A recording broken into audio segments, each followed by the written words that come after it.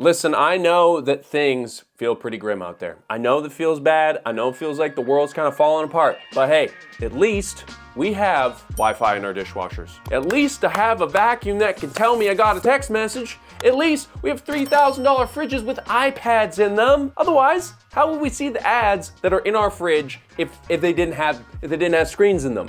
Right? We live in the weirdest timeline where we have toasters with more technology than we used in the rockets to get humans to land on the moon, but we can't find places for everyone to live. Can't do it. Can't figure it out. Too complicated. We are seeing the creep of unnecessary technology into so many aspects of our lives nowadays, but it is particularly blatant and annoying within the world of home appliances. Household products that were functional as they were and generally considered to be a lifelong investment designed to last for generations are coincidentally not lasting as long as they used to. And their warranties have gotten a lot sketchier too. And in the perfect insult to injury, these new tech-laden versions don't clean dishes better or make your toast toastier. These new tech features are just another way for companies to make money at the expense of the consumer and the planet. iPads in your fridge are just a way for them to monitor what it is that you are buying, to build planned obsolescence into a product, and to sell you more stuff that you do not need. So today we are going to be answering a question that I have wondered for quite a while now, which is, why do appliances suck so bad now?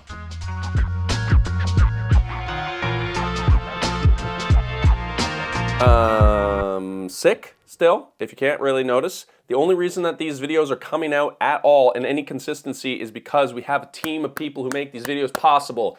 Matthew has been editing, grinding, despite a cold of his own. Lou has been managing the back end administrative stuff, and I'm just pulling myself out of bed in order to record these videos. I know I look great. I know I don't even sound that bad anymore, but believe me, the team is just rallying to bring this content to you. So we've been sitting on this video for a while because I wanted to originally make it back in the summer when our fridge crapped out on us. But since that time, we have also had Lou's dryer stop working conveniently right after the warranty period ended, and so we've got some very literal skin in the game. But as we were researching for this video and as we tried to replace our broken appliances, we learned that this is not an uncommon experience nowadays, and sadly, it is becoming harder and harder to find a truly reliable appliance nowadays. After scrolling hours of the most authoritative source of information on the internet, Reddit, I've learned that basically there is no good option anymore. All you can do to try and ensure that the appliance that you buy today will last as long as possible is to buy the simplest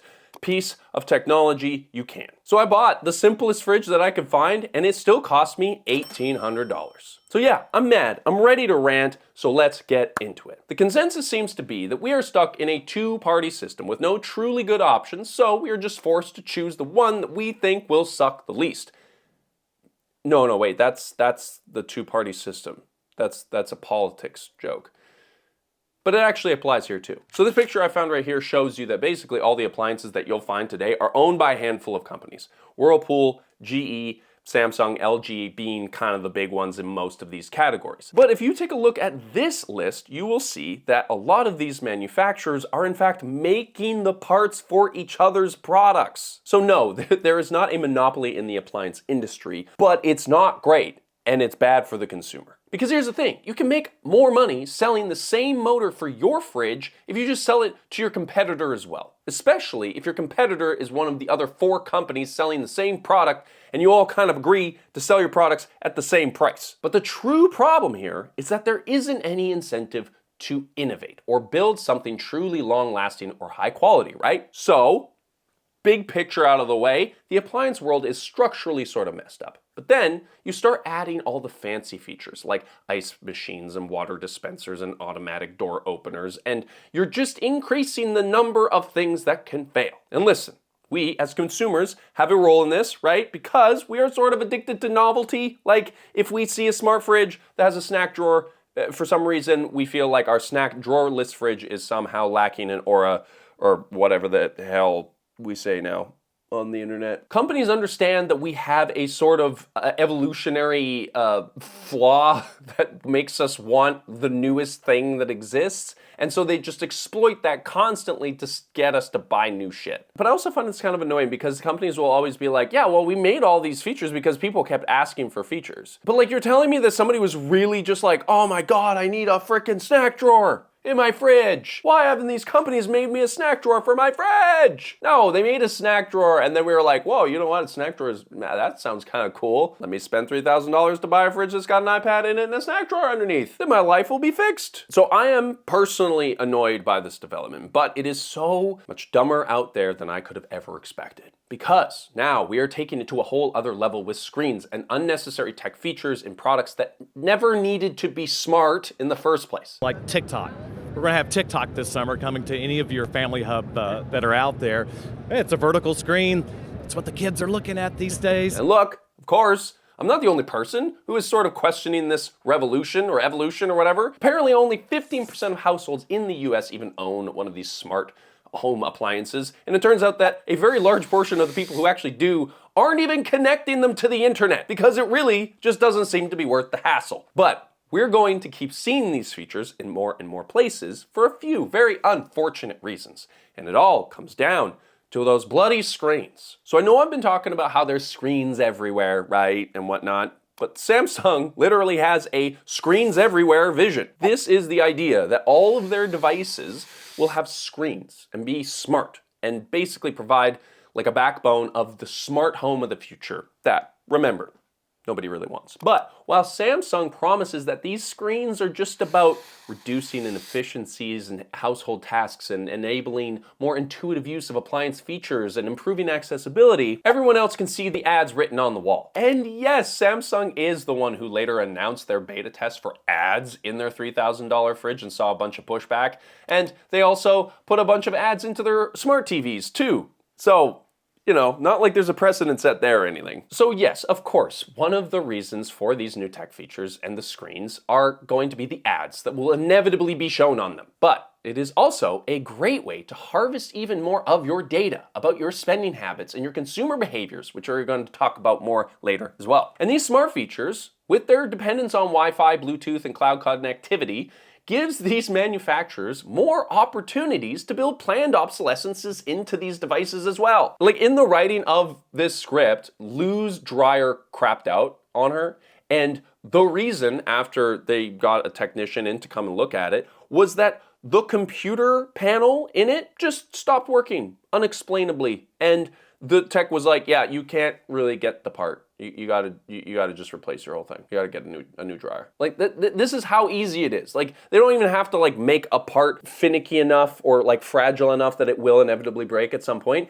They just program it into the freaking computer. It's like, well, as of this date, your dryer's not gonna work anymore. Okay, Lou, you gotta explain what's going on here. My dryer broke as we were writing the appliances script. The make and model of my old dryer, it's like notorious for breaking in the way that it did, which was the control board. The control board is what went. I was looking on Reddit and apparently like that's just what happens to this dryer at like the 5-year mark, and like coincidentally that's when everybody's warranties are up. So a lot of people go to Reddit and they're like, what can I possibly do to fix this part? And it's like, oh well, it's gonna be at least $300. It's the $300 part that has to get shipped from like Turkey or something. And then you have to pay a technician another $300 to put it into your dryer. You're gonna pay like $600+ probably to fix a dryer that's known to have like a lot of problems. And this is why people need to support us on Patreon, is that dryer. What's the message? The message is, my dryer cost $400. Please subscribe to my Patreon. Is that really our message today? Our Patreon just turns into like a GoFundMe. Lou, you could also, you set up a camera and you just like pose in front of your dryer and just do like one of these and like record like a 1-minute segment of you being like, look at my dryer, do. And then you can just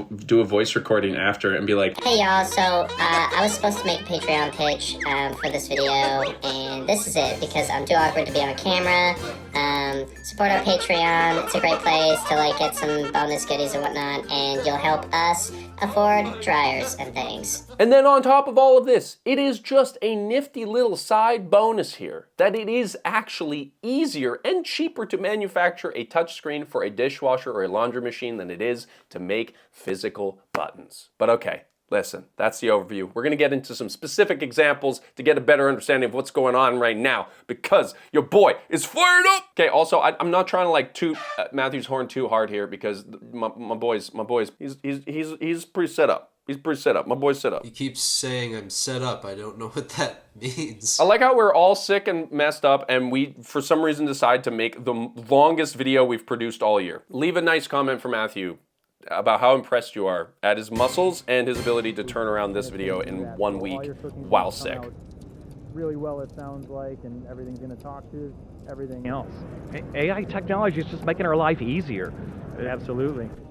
All right, we've got some more great stuff coming up from the Samsung booth. Okay, so here is the lineup of smart appliances that Samsung is offering right now. They've got a bespoke AI refrigerator, a laundry machine, a vacuum, an oven, and a dishwasher. And these are all supposed to kind of coordinate with each other, right? They want you to buy all of them at the same time so that they can all communicate with each other and they can be built out into the smart home concept, which we sort of talked about in some other videos. Samsung's smart fridges are leveraging the power of AI to make your life easier, simpler, and easier and simpler. So Samsung's smart fridge, the bespoke AI refrigerator, is sort of like maybe their flagship piece in all this. It's supposed to be like the central control hub for all of these other smart appliances that are all gonna connect to each other, right? And if this seems kind of crazy already, you gotta understand that Samsung is just one of the many players in this game. Like, there are so many smart devices out there, and they are all trying to vie for your dollars, right? And they know that if you are buying into their system, then you're gonna be stuck in their system for the foreseeable future, and so there's a lot of incentive for you to buy into one ecosystem. Apple walked so that hopefully everyone else can fuck us over while running. Also, we're gonna focus on Samsung specifically because there's so many examples out there and they're the biggest. So we're gonna pick on them. All right, so the Samsung Smart Fridge has a feature called AI Vision, which basically identifies the stuff that's in your fridge and connects to an app so that you can know what is in your fridge when you're not in front of your fridge. And listen, when I first read this, I was like, hey, that's kind of smart. Like, I have been in a store and thought, oh my God, do we have eggs? And it would have been nice to just be able to open up the app and look and be like, oh, look, I have eggs. But if you think about this for even just a second, you start to realize that this is probably a little less realistic than the pitch that they're making. Firstly, it claims to be able to classify 37 different types of fruit and vegetables, as well as up to 50 kinds of packaged foods, which maybe seems like a lot to you, but really isn't. Like, you go into a grocery store, there's a lot of stuff on those shelves. And if we've learned anything from the various smart assistants and AI products over the years, it is that they promise a feature that may be helpful on the surface, and it is almost always disappointing. You're telling me that this smart fridge is going to be able to identify fruit that's in a bag, for example? What about a product that has a different language on it? What if you put a product into a different container that it was in when you bought it? Like, there's just so many ways that this can go wrong. But this isn't even the worst part, because the real reason why there's an iPad in your fridge is so that it can spy on the things that you're buying. This guy does a paid ad with this smart fridge to show off some of the features.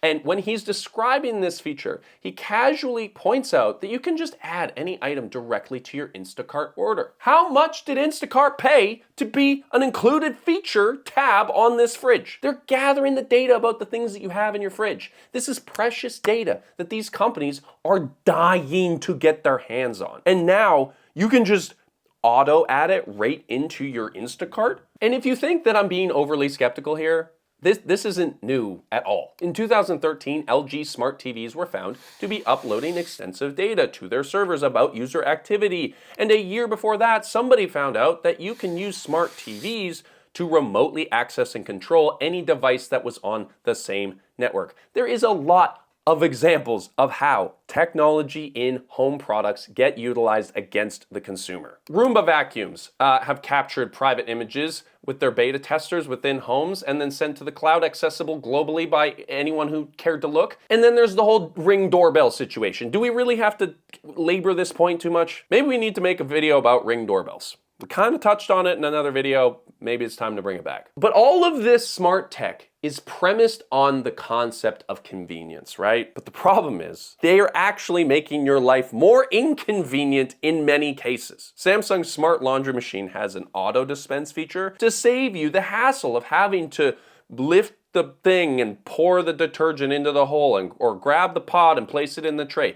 So you can start your laundry load from the Samsung app wherever you happen to be, honey. Except this feature, and like so many features that they're pushing with these things, doesn't make a lot of practical sense because you have to load the washing machine yourself in person anyways. So the only thing that it's kind of useful is like as a timer. Like you can load it, go to work, and then like start the thing when you're at work. And for some reason that's like a hugely beneficial thing that we should spend millions of dollars of R&D to figure out how to perfect. But of course, it's not perfected. This feature has problems because it's a very complicated piece of technology that requires a bunch of interlocking parts to work perfectly, and that's just more points for something to fail. But here's the real kicker. On some of these new washers, they will automatically order more detergent for you off of Amazon. Doesn't this feel like we're taking it a bit too far? Not only am I not washing my clothes, I'm not even adding the soap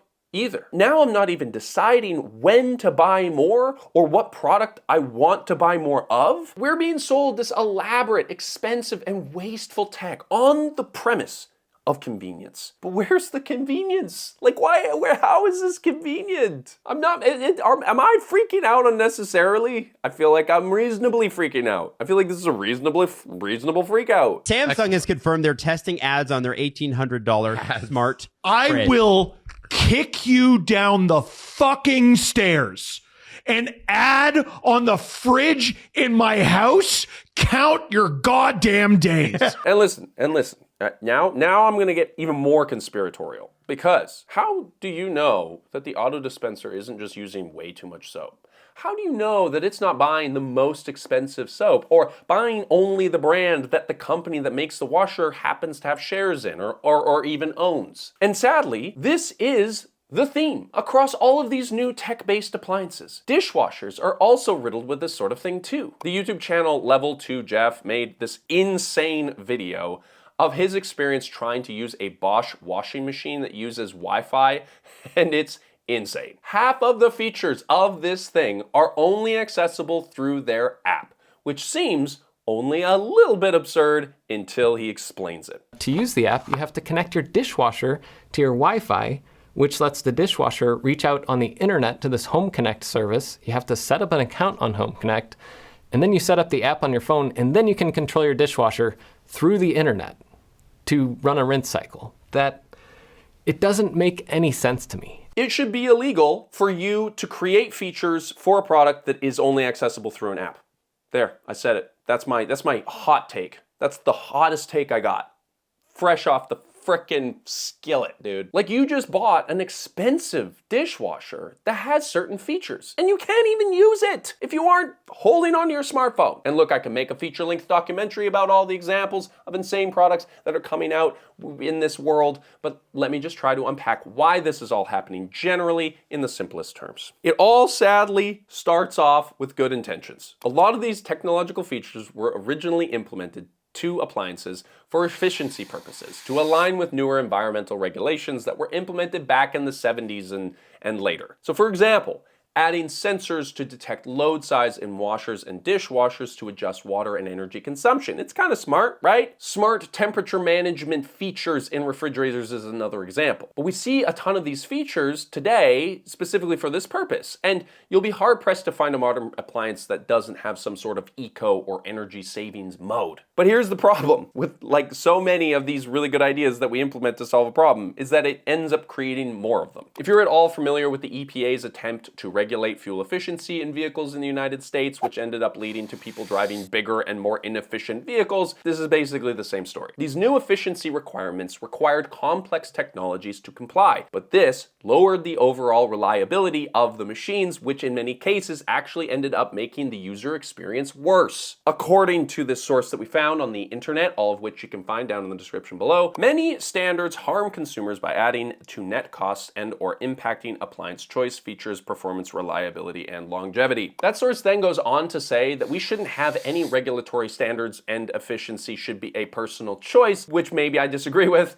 but there should be a middle ground here, right? Between making a product worse overall and making a product that's worse for the environment, right? That's too logical. We can't figure that out for some reason. So here's a good question. If called smart, why so dumb? Let me say it in a few more words. If all of this stuff is so dumb and the use case is so limited, why don't appliance manufacturers just pivot to making something simple and reliable and affordable that people can buy because it just works? Well, partly because those regulations make it a lot harder to build simple machines that just work, and also because that's bad for business. Long-lasting, reliable, and repairable products don't make a lot of money for a company that makes products, right? Like the ideal scenario for an appliance manufacturer is that the consumer pays to replace their device every couple of years or so. Or even better, they pay maintenance fees month over month just for the pleasure of using it. And to be perfectly clear, the data and the tech dependency of all of these new products is a part of this design. As Jeff points out in his video, once they have a couple million users on their apps, what's stopping them from suddenly charging a subscription for the continued use of your dishwasher? Suddenly you're paying $5 a month to wash your dishes? What are you gonna do? Go back to washing dishes by hand? What are you gonna go buy a new dishwasher instead of paying the $5? They got you.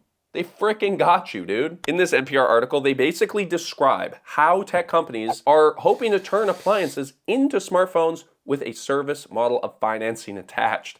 And listen, we already have the appliance subscription options coming. They already exist. Electrolux has one, friggin' Miele's got one, LG's got one. I mean, this is happening, guys. Say it with me now. Do y'all know the words by now? You will own nothing and you will be happy. Did you do it? Subscribe if you did it. But see, this is the point. Because when you make an appliance that is so complicated that customers or even repair people can't fix them themselves, you create a circumstance where ownership becomes undesirable and rental becomes the obvious solution. This is why you see Samsung pushing for the whole ecosystem of appliances. They want you to have all of these devices so that it makes more sense for you to continue buying their products. Apple is famous for its ecosystem, right? They mastered this, but nobody has been able to take it into another realm of the consumer world before. And Samsung is really trying to be the first here. But okay, here's my optimistic brain here, pivoting to try and get us out of this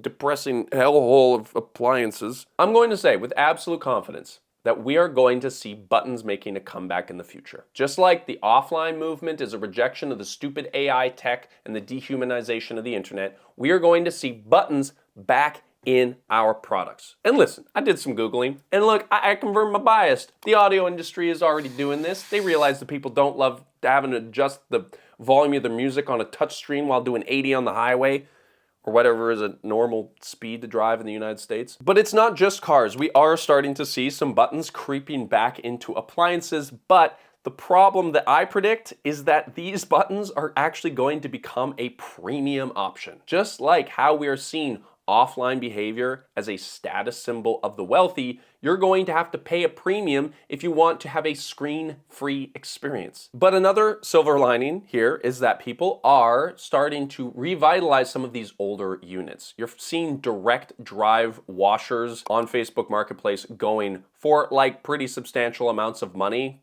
considering how old some of them are. And people are like refurbishing them and reselling them. The dryer that Lou got for her replacement unit came from a guy whose whole business is just taking old appliances, fixing and refurbishing them, and then selling them again. And listen, if you have the ability to get one of these older appliances, just do it. I have an older Electrolux vacuum for my grandma, and the thing looks insane, but it works so well. It has literally been in our family for like 50 years at this point, and you can still buy bags for it. Not only is it cheap to run, but you might even actually be able to find a person to repair it if something does go wrong with it in the future. So if you made it to the end of this video, wow, thank you for being here, for pushing through, for supporting the channel. Big shout out to Matthew for making it happen. Thank you for subscribing. If you want to see more of what we're doing every single week, make sure you're subscribed. All right, love ya. I'll see you soon.